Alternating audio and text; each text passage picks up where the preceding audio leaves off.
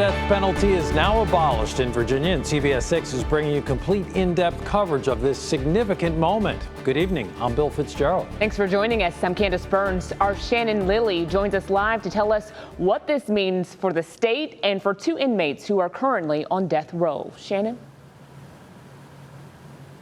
Well, Candace, Bill, two inmates sentenced to die will now have a different fate. And I spoke with a prosecutor who worked on both of these death row cases. He has some concerns following today's signing.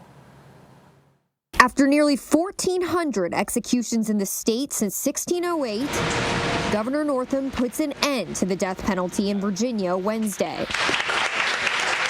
That means Virginia's two death row inmates will now spend life in prison without parole. It's a lot easier to reverse an error if somebody's sent to prison than it is, obviously it's impossible if someone's put to death. CBS 6 legal analyst Todd Stone says in an imperfect justice system based on discretion of human beings, we're not always correct. This is a step toward fairness. A prosecutor in a rural jurisdiction in Western Virginia might make a very different decision about a death penalty case than a prosecutor in Richmond. Retired Norfolk Deputy Commonwealth Attorney Phil Evans worked on the prosecution team for both of Virginia's last death row inmates.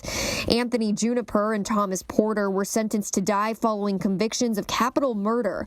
Now that won't be the case. We can't forget the victims and their family members. Evans says as a prosecutor, he understands laws change, but he's troubled there wasn't more communication with family members. They've invested a lot of emotional energy in the case, and so it's not that they would not understand the dialogue or the change in the legislation.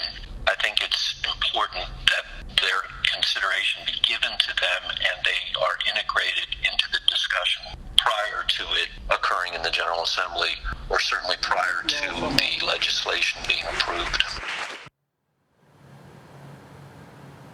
And the signing today came after a years-long push by Democrats to make this happen. Virginia has the second highest number of executions in the country. It now becomes the 23rd state to abolish the death penalty. Working for you at the state capitol, I'm Shannon Lilly, CBS 6 News.